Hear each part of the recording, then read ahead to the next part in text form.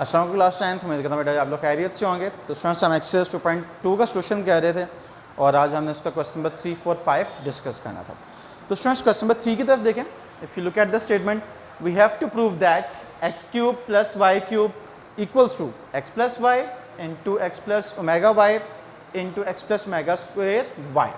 Students आपने ये formula पढ़ा था क्लास 9th चैप्टर नंबर 4 में, x cube plus y cube, और वहाँ पे हमने फार्मूला स्टडी किया था that is equals to x plus Y into x square minus x Y plus Y square. तो यहाँ पर भी हमने कुछ ऐसी ही फॉर्म बनानी है सो आफ्टर दैट हम प्रूव कर सकें कि हमारा वो उसके इक्वल आ रहा है।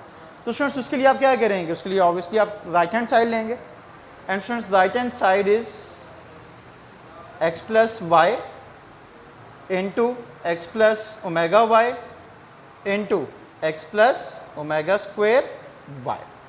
अब देखिए बेटा जी फार्मूला आपको याद होगा तो उसमें एक्स प्लस वाई आता है, तो हम एक्स प्लस वाई की टर्म्स को एज इट इज रहने देते हैं, इसको हम नहीं छेड़ेंगे और इन टर्म्स को हम मल्टीप्लाई कर लेते हैं। तो सर देखिए मल्टीप्लाई करने के बाद क्या होगा, एक्स प्लस वाई आपका एज इट इज आ जाएगा।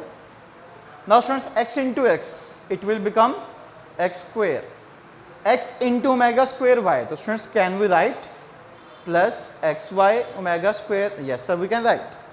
नाउ स्टूडेंट्स ओमेगा वाई जब x से मल्टीप्लाई होगा तो इसे हम क्या लिख लेंगे, इसे हम लिख लेंगे एक्स वाई इंटू ओमेगा।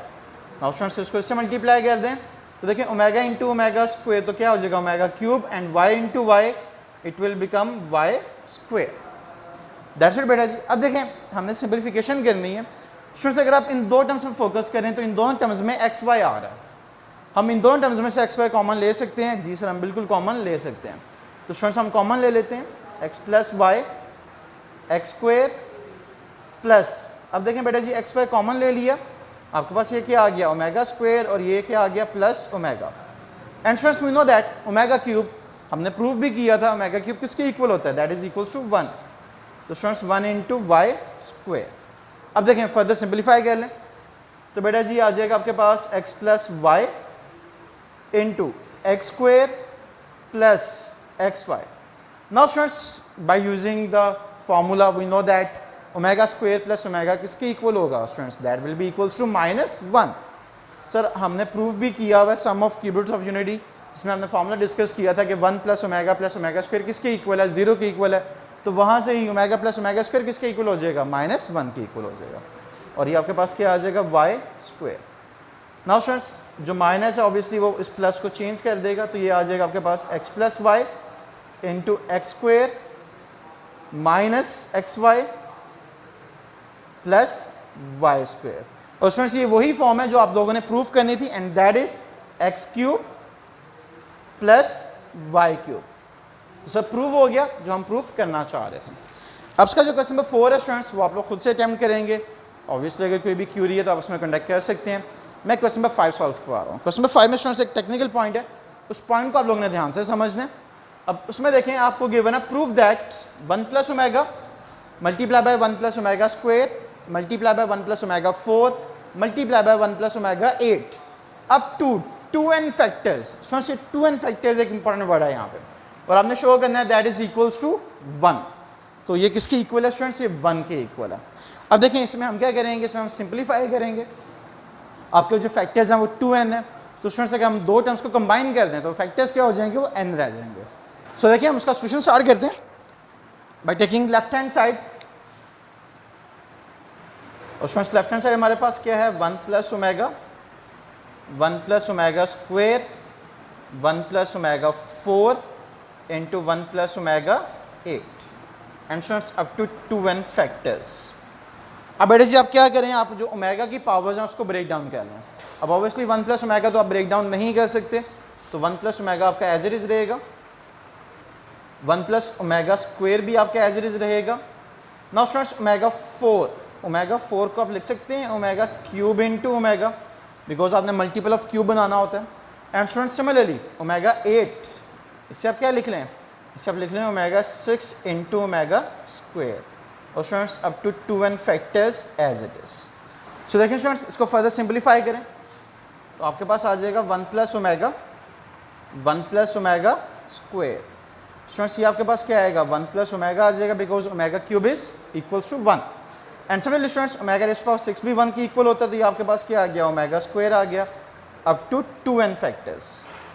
अब देखें बेटा जी, ये 2n फैक्टर्स हैं, मैं इसको कन्वर्ट करने जा रहा हूँ n फैक्टर्स में। तो सर हम n फैक्टर्स में कैसे कन्वर्ट करेंगे, हम इन दो टर्म्स को कंबाइन करके एक सिंगल टर्म बना लेंगे, हम उसको एक सिंगल फैक्टर कंसिडर कर लेंगे।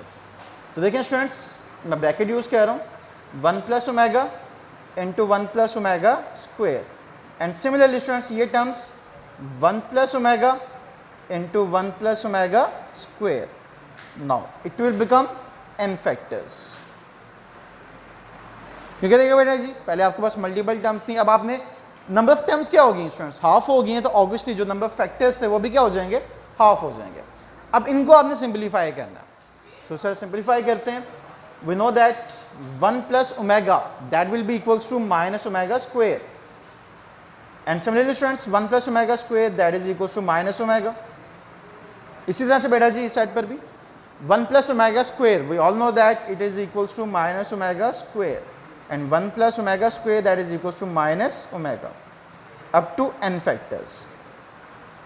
अब सर ये जो n factors की स्टेटमेंट है ये कब रिमूव होगी, तो स्टूडेंट्स ये जो n factors है ये बेसिकली पावर में ले आए, और पावर में जब ये आएगा तो ये क्या बन जाएगा, ये पावर n बन जाएगी। सो देखिए स्टूडेंट्स, अगर हम सिंप्लीफाई करें तो ये आपके पास क्या आ जाएगा, minus minus plus omega square into omega, तो students it will be omega cube, and similarly यहाँ पर भी क्या आ जाएगा, ओमेगा क्यूब। अब मैं रेज़ टू पावर n कह रहा हूँ, तो बेटा जी जो n पावर की टर्म है आपकी वो रिमूव हो जाएगी, क्योंकि जो n फैक्टर्स हैं वो हम पावर में ला चुके हैं। तो स्टूडेंट्स इसका आंसर क्या आएगा, 1 रेज़ टू पावर n, और इसका आंसर भी क्या आ गया, 1 रेज़ टू पावर n, और इस पूरे को आप क्या लिख सकते हैं, 1 रेज़ टू पावर n लिख सकते हैं। जी सर बिल्कुल लिखा जा सकता है। And we all know that 1 की पावर कुछ भी आ जाए, answer is always equals to 1, answer is always equals to 1। So that's it बेटा जी, प्रूव हो गया जो आप करना चाह रहे थे। सो दिस इज इट बेटा जी, दिस इज योर एक्सरसाइज 2.2। इंशाल्लाह नेक्स्ट सेक्शन में हम 2.3 का सोल्यूशन स्टार्ट करेंगे, और उससे पहले जो भी उसकी बेसिक्स हैं वो हम डिस्कस करेंगे। होप्स आपको आज का लेक्चर समझ आ गया होगा। अगर कोई भी कन्फ्यूजन हो तो जो नंबर्स आपको प्रोवाइड किए गए हैं आप उस पर कॉन्टैक्ट कर सकते हैं। Till then take care and अल्लाह हाफिज़।